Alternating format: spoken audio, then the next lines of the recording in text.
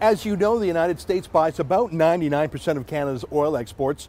We've got to change that. We need to be able to sell oil to Asia too by getting pipelines to the coast. But in the meantime, Americans buy our oil, and that's a big reason why we are so rich as a country.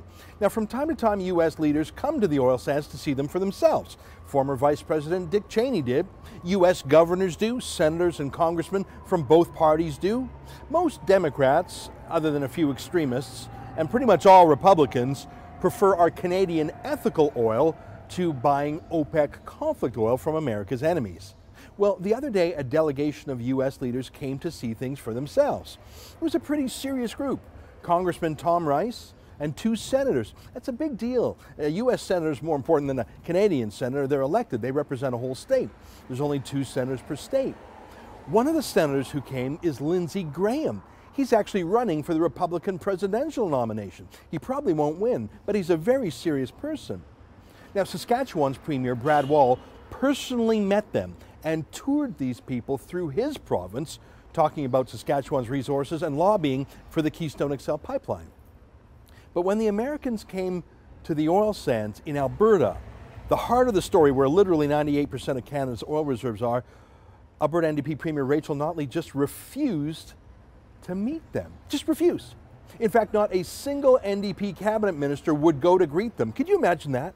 What a disgrace, what a discourtesy. It would be like your neighbors, not just your neighbors, but your biggest customers who were also your neighbors, came over to say hello to you, to bring you some flowers or something, and they rang the doorbell, and you refused to turn off the TV to go and greet them at the door. Total lack of class, total rudeness, but politically damaging to the province and its chief industry too. Gee, I wonder if the NDP supports the oil industry. Of course they don't. They've got time to tax it and regulate it and demonize it, but none of them can be found to promote it. Yeah, I'm shocked too. Everyone was too busy, you see. For example, Alberta's Jobs Minister, Laurie Sigurdsson, as you can see, she's busy campaigning in British Columbia for Thomas Mulcair, specifically supporting an anti-oil sands candidate there.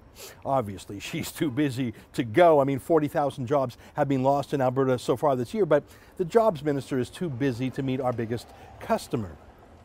Only after the Wildrose opposition said that they would go to greet these American visitors did the NDP scramble to find someone, anyone, to go just to avoid embarrassment. Yeah, too late for that. Isn't that predictable though? Alberta's anti-oil NDP didn't care if they embarrassed our chief industry in the face of our chief customer. They only cared when they thought they would lose political face to the opposition, when they would embarrass themselves. In case you missed it, the Alberta NDP hates the province.